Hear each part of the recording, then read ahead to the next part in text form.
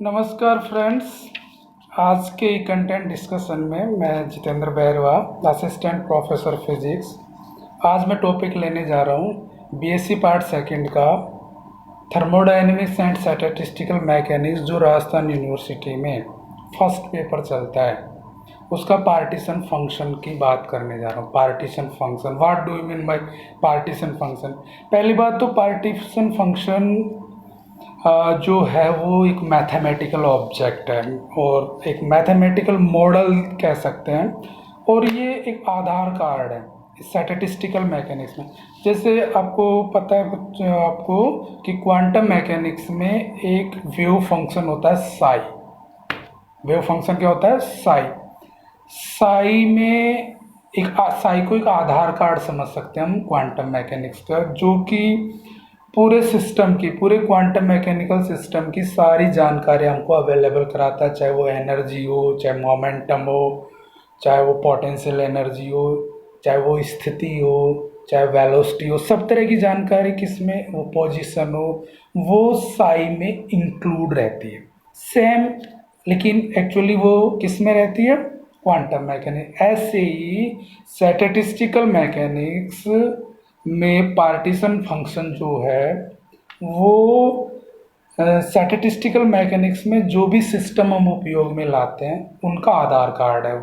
वो सब चीज़ों को आपको डिफाइन करके बता देगा कि इसकी एनर्जी कितनी है, इसकी एनर्जी कितनी है, इसका हेल्महोल्ट्ज़ फंक्शन कितना है, इसकी इंटरनल एनर्जी क्या है, हीट कैपेसिटी। इंटरनल एनर्जी पता चल जाए तो हीट कैपेसिटी पता चल जाएगी।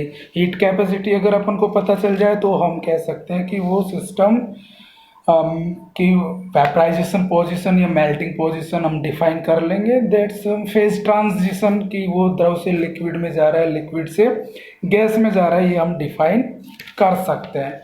तो कुल मिला के जो पार्टीशन फंक्शन है वो जेड से डिनोट करते हैं। जेड से डिनोट किया जाता है। ये बेसिकली क्या है? ये है बोल्ट्जमान ने इसके बारे में कहा है कि इसका कोई फिजिकल इंटरप्रिटेशन नहीं है। इसका फिजिकल इंटरप्रिटेशन यही है कि इससे हम किसी भी स्टैटिस्टिकल सिस्टम की हम इंटरनल एनर्जी, हेल्महोल्ट्ज़ फंक्शन, ये सब ज्ञात कर सकते हैं। तो आधार कार्ड है कुल मिला के।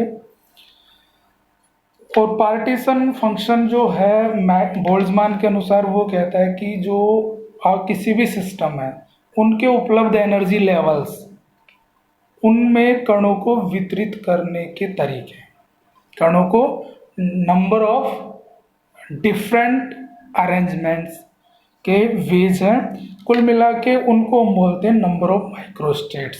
ये एक तरह से माइक्रोस्टेट्स है। तो जो हमारा है, जैसे हम उदाहरण ले सकते हैं, जैसे कि कोई टोटल नंबर n पार्टिकल का कोई सिस्टम है जिसमें टोटल कणों की संख्या कितनी है? Capital N। हमको उनको डिवाइड करना है, तो हम लेट की हम मान लेते हैं कि मूल ऊर्जा स्तर में स्मॉल n 0 है और क्या स्मॉल n1 प्रथम उत्तेजित ऊर्जा स्तर में और n2 द्वितीय उत्तेजित ऊर्जा स्तर में कणों को वितरित कर दिया। तो हम टोटल नंबर कैसे लिख सकता हूँ मैं कि ये स्मॉल n0 प्लस प्रथम उत्तेजित ऊर्जा स्तर में कितने हैं?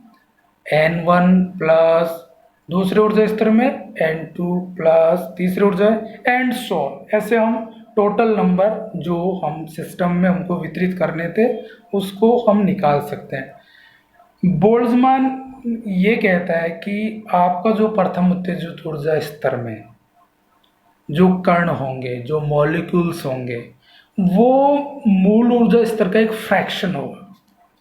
सारे के सारे तो हो नहीं सकते, तो एक अंश ही वितरित होगा। तो हम उसको, उस वितरित अंश को हम लिख सकते हैं, उसको हम लिख सकते हैं 1 अपॉन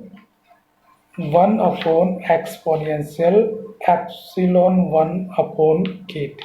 इस तरह से लिख सकते हैं 1 अपॉन टी, जहाँ एब्सोल्यूट टेम्परेचर है, एप्सिलॉन 1 प्रथम उत्तेजित ऊर्जा स्तर की ऊर्जा है, अब बेसिकली हम जो बात करना चाह रहे हैं कि एवरेज, हम यहाँ एवरेज जो लेंगे वो लेंगे हम वेटेड एवरेज, सिंपल एवरेज नहीं ले सकते। Partition function weighted sum of microstates है। वेटेड, मान लीजिए किसी उत्तेजित ऊर्जा स्तर जैसे सेकंड है, उसमें नंबर ऑफ एटम ज़्यादा है, थर्ड में नंबर ऑफ एटम्स कम है, तो उनका वेट भी देंगे कि इसका इतना इम्पोर्टेंस है, इसमें इतनी है, तो इम्पोर्टेंस वाइज हम सम करेंगे, फिर उसका एवरेज निकालेंगे। तो वेटेड सम है क्योंकि सब में अलग अलग डिस्ट्रीब्यूशन होता है। तो पार्टीशन फंक्शन के बारे में जो बताया मैंने वो यही है। अगर हमको एक बार पार्टीशन फंक्शन का पता चल जाए तो हम हेल्महोल्ट्ज फंक्शन ज्ञात कर सकते हैं, उससे हम इंटरनल एनर्जी ज्ञात कर सकते हैं, फिर हीट कैपेसिटी ज्ञात कर सकते हैं, और एट लास्ट हम हीट कैपेसिटी पता हो जाएगी तो हम डिफाइन कर लेंगे कि वो किस स्टेट में है। मेल्टिंग पॉइंट डिफाइन हो जाएगा, वेपराइजिंग पॉइंट डिफाइन हो जाएगा। ये डिफाइन होने के बाद हम बता सकते हैं कि इन विच फेज सिस्टम लाइज, तो उसका फेज ट्रांजिशन भी हम पता कर लेंगे। तो कुल मिलाकर सभी इंडिपेंडेंट वेरिएबल्स जो है, वेलोसिटी है, मोमेंटा है, एनर्जीज है, ये सभी लंप किए जा सकते हैं, एक ही पैरामीटर से डिफाइन हो जाएंगे, टेम्परेचर। जैसे हेल्महोल्ट्ज फंक्शन, हम जेड डिफाइन हो गया तो हेल्महोल्ट्ज फंक्शन का सूत्र होता है -kT जेड। तो टेम्परेचर के रूप में के भी कांस्टेंट है, तो टेम्परेचर को एक टेम्परेचर पैरामीटर टी के रूप में हम सारी भौतिक राशियां ज्ञात कर सकते हैं। तो हम ये कह सकते हैं कि जो हमारा पार्टीशन फंक्शन है वो टेम्परेचर के रूप में डिफाइन हो जाता है, और जेड डिसाइड करेगा वो स्टैटिस्टिकल सिस्टम की सारी चीज़ों को वो डिफाइन कर देगा। तो हम एक जो महत्वपूर्ण जो शब्द है या टर्मिनोलॉजी है वो वेटेड सम करेंगे सभी एनर्जी स्टेट्स का, न कि कौन सा ये नहीं करेंगे, सिंपल एवरेज नहीं लेके वेटेड एवरेज लेंगे। इन दोनों में बेसिकली फ़र्क क्या है वेटेड एवरेज और सिंपल एवरेज में? वेटेड एवरेज में हम पर्टिकुलर स्टेट को भी इम्पोर्टेंस देंगे जबकि उसमें नहीं देते। तो कुल मिलाकर ये जो पार्टीशन फंक्शन है एक मैथमेटिकल ऑब्जेक्ट है जो वे ऑफ काउंट स्टेट्स, मतलब कितनी सूक्ष्म अवस्थाएं हैं इसके बारे में हमको बताएगा, और सूक्ष्म अवस्था बता देगा तो हम उसके जो टेम्परेचर पैरामीटर है, वॉल्यूम, एनर्जी, इनके बारे में पता कर सकते हैं। तो इसका जो फॉर्मूला है जेड इज इक्वल टू, लिखते हैं हम Z is equal to summation of e की power exponent e for exponent e की power minus beta epsilon i, जहाँ एप्सिलॉन आई है तो एनर्जी लेवल में जो कितनी ऊर्जा उसको निर्धारण करेगा, बीटा एक पैरामीटर है 1/kT, तो टेम्परेचर पैरामीटर होता है जेड का, पार्टीशन फंक्शन का जो पैरामीटर है वो, इससे हम सारी भौतिक राशियों पैरामीटराइज हो जाती है। तो आई होप कि ये आपको समझने में आएगा।